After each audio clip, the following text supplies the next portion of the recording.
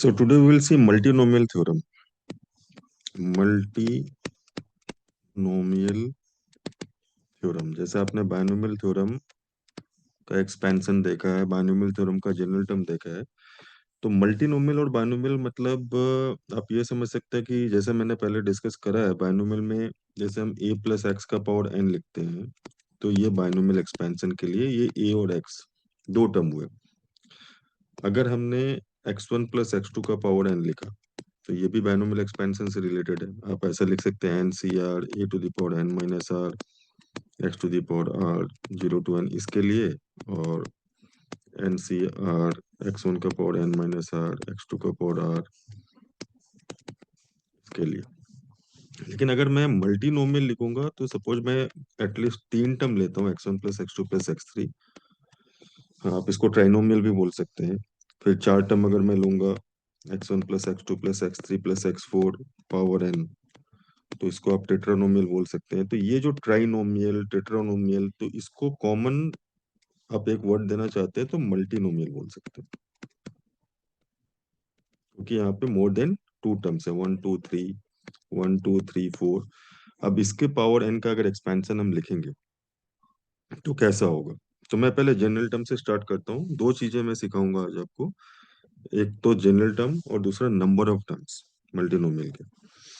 तो सबसे पहले आप ये देखो कि अगर मैं x1 प्लस x2 का पावर n लिखता हूँ, तो इसका जो जनरल टर्म है, आपको पता है कि हम लोग tr+1 लिखते हैं general term. General term, general term का मतलब क्या हुआ, ये एक टर्म का फॉर्मूला हो गया ना। जैसे आप r को 0 पुट करेंगे तो t1 मिलेगा, r को 1 पुट करेंगे तो t2 मिलेगा। तो इसका जो जनरल टर्म है वो NCR, ये जो मैंने यहाँ पे लिखा है अगर आप गौर से देखो तो NCR x1 to the power n minus r x2 to the power r है। तो जब आप इसको ब्रेक करते हो ना, तो ये ऐसा दिखेगा, n factorial r factorial n minus r factorial x1 के ऊपर n माइनस r, x2 के ऊपर r। और मैं थोड़ा और इसको अरेंज्ड वे में लिखूं तो n factorial p factorial q factorial x1 के ऊपर पावर p, x2 के ऊपर पावर q, वेयर अगर आप p और q को ऐड कर रहे हैं तो ये n आएगा, क्योंकि यहाँ पे देखो r और n माइनस r है p और q का वैल्यू जो है। तो p प्लस q क्या हो जाएगा, r plus n minus r, n आएगा। तो यहाँ पे बाइनोमियल में दो ही टर्म है ना, तो आप आसानी से इसको देख सकते हैं कि p और q का सम r और n माइनस r n आ रहा है। एक के ऊपर पावर p है, दूसरे के ऊपर q है, ऊपर n फैक्टोरियल है। सेम वे अगर आप मल्टीनोमियल कम से कम तीन टर्म वाले का लिख रहे हो आप, तो इसको आप बिल्कुल यहाँ पे कंपेयर करके लिख सकते हो। तो टी जनरल टर्म मैं ऐसा लिख रहा हूँ, टी जनरल टर्म तीन वाले के लिए मैं लिख रहा हूँ। अब क्या लिखोगे, इज इक्वल टू, ऊपर मान लीजिए मैंने n फैक्टोरियल लिखा, नीचे मैं लिखूंगा p factorial q factorial r factorial, x1 के ऊपर p, x2 के ऊपर q, x3 के ऊपर r। और साथ में आपको ये देखना पड़ेगा कि p plus q plus r की वैल्यू क्या है, n, where p plus q plus r is equal to n। अगर आप चार का, ये भी तो मल्टीनोमियल है, चार टर्म है, इसका जनरल टर्म लिखना चाहते हैं तो t general term is equal to, ऊपर n फैक्टोरियल आएगा, नीचे आप लिख लीजिए p factorial q factorial r factorial s factorial, x1 के ऊपर पावर p, x2 के ऊपर पावर q, x3 के ऊपर पावर r, x4 के ऊपर power s, where p plus q plus r plus s इसका सम क्या होगा, n। अब आप कंपेयर करके देखो, बाइनोमियल मैंने ये वाला लिखा है, ट्राइनोमियल तीन वाले का मैंने ये लिखा है, टेट्रानोमियल या मल्टीनोमियल आप दोनों को बोल ही सकते हैं, तीन चार पांच सबका पैटर्न वही रहेगा। आपको क्या करना है, जनरल टर्म में ऊपर n फैक्टोरियल, नीचे p factorial q factorial r factorial s factorial, चार है ना यहाँ पे, x1 x2 x3 x4 चार टर्म है। फिर x1 के ऊपर पावर p, x2 के ऊपर पावर q, x3 के ऊपर पावर r, x4 के ऊपर power s, but p plus q plus r plus s क्या है, n है। तीन वाले में भी वही पैटर्न है, दो वाले में भी वही पैटर्न है। अभी दो वाले में क्या है, बाइनोमियल में जब हम आर ये एन सी आर x1 का power n minus are, x2 का पावर r लिखते हैं, तो हमें ये दिखता है कि एक r है तो दूसरा n माइनस आर है। लेकिन अगर हम p और q के फॉर्म में लिखेंगे तो हम सिंपली यही वाला पैटर्न फॉलो करेंगे कि p plus q is equal to n। ठीक है, तो ये जनरल टर्म की बात होगी। अब एक इसका मैं एग्जांपल ले लेता हूँ।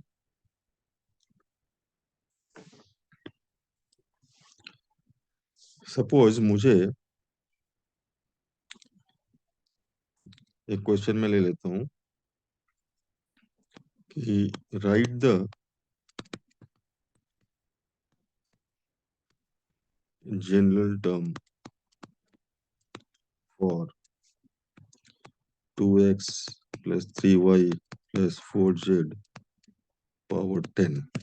तो आप क्या लिखेंगे, t general term is equal to 10 factorial divided by p factorial, q factorial, r factorial. ठीक है, तीन नंबर्स ले लिए p q r। 2x to the power p, 3y to the power q, 4y to the power z, where p plus q plus r is equal to 10।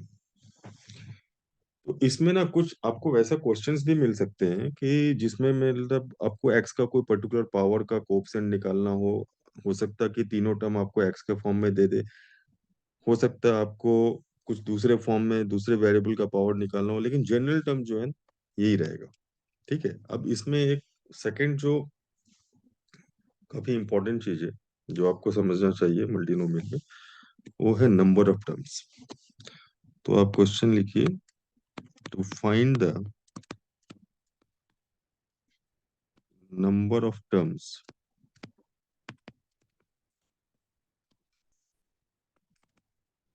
In the expansion of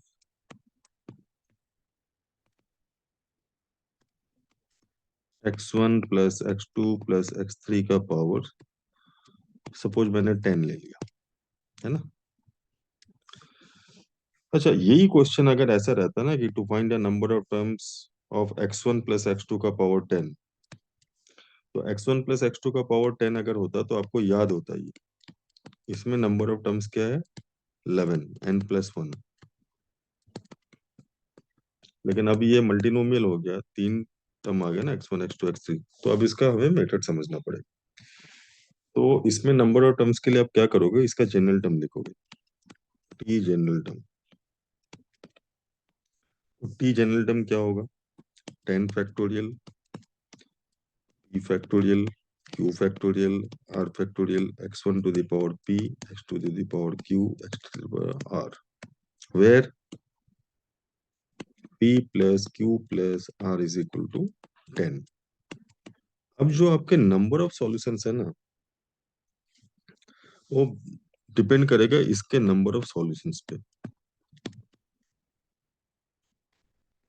अब यहाँ एक बात आप समझ लो गौर से कि p plus q plus r equal to 10 है, but p 0 से लेकर 10 तक कुछ भी हो सकता है, q भी 0 से लेकर 10 तक कुछ भी हो सकता है, 10 से ज्यादा हो नहीं सकता, 0 से कम हो नहीं सकता, r भी 0 से 10 कुछ भी हो सकता है। अब इसके different number of different solutions लिखना चाहिए हमें।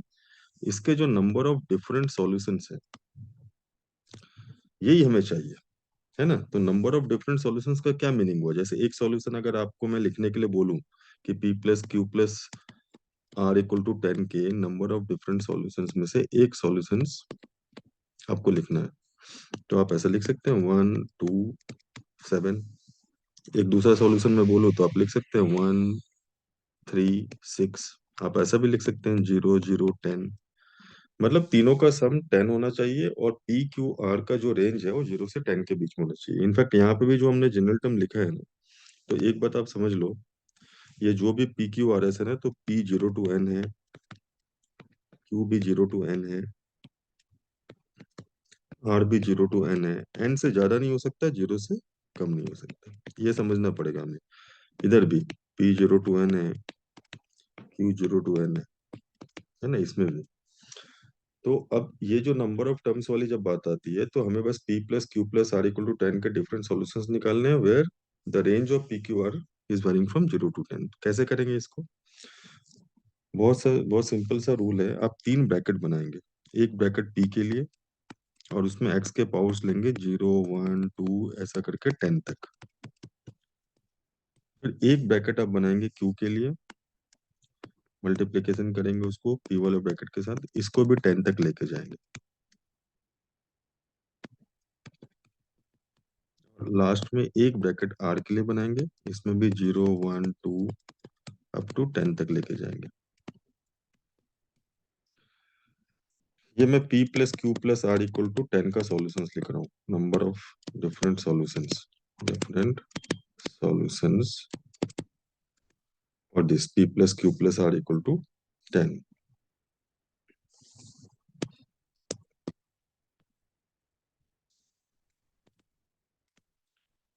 ठीक है, ये तीन ब्रैकेट हमने बनाए, एक p के लिए, q के लिए, कार के लिए, और हम यहाँ पे लिखेंगे coefficient of x to the power 10 in multiplication of these three brackets.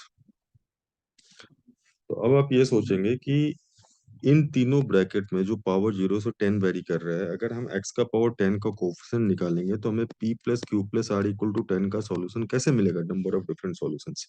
वो इसलिए मिलेगा क्योंकि जब भी तीन ब्रैकेट मल्टीप्लाई होते हैं ना, तो मल्टीप्लिकेशन में होता क्या है, हमेशा एक एक एलिमेंट हर ब्रैकेट से निकलेगा और मल्टीप्लाई होगा। जैसे मान लीजिए फर्स्ट वाले से 2 निकला, सेकंड वाले से 3 निकला और थर्ड वाले से 5 निकला। मुझे 10 लाना है इसलिए मैं ऐसा लिख रहा हूँ, तो 2 + 3 + 5 x का पावर 10 आया। क्या यही एक तरीका है x का पावर 10 लाने का? नहीं, और भी हो सकता है। फर्स्ट वाले से 1 निकले, सेकंड वाले से 0 निकले, थर्ड वाले से 9 निकले, ये भी 10 देगा। अब जितने तरीके से x का पावर 10 आ सकता है, उन सबको अगर हम सम करें, क्लब करें, तो वो कोफिशिएंट बनता है उसका in the multiplication of these three brackets. इन तीनों ब्रैकेट के मल्टीप्लिकेशन में जितने तरीके से x का पावर 10 आ सकता है, उसी को तो कोफिशिएंट बोलते हैं। जैसे मैंने आपको दो तरीका दिखाया, हो सकता है कि 50 तरीके से, 50 तरीके से, 60 तरीके से है, तो 60 इसका कोफिशिएंट बन जाएगा इन the multiplication of these three brackets. Clear है? लेकिन आप इसको बहुत सिंपल कैलकुलेशन कर सकते हैं अगर आप एक काम कर लो, और अगर आप इस ब्रैकेट में पावर्स को 11 12 अप टू इन्फिनिटी कर दो। अब आप बोलोगे कि मैं इंक्रीज क्यों कर दूं पावर को? इसलिए कि कोई फर्क नहीं पड़ता।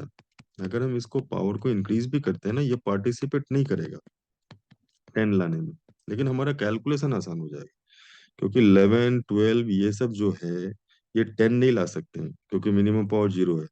तो 10 लाने के लिए हमारा 10 तक का ही पावर यूज होगा। लेकिन हम इसलिए 11 12 अप टू इन्फिनिटी कर रहे हैं क्योंकि जीपी का इनफाइनाइट सीरीज का सम का फॉर्मूला काफी छोटा होता है।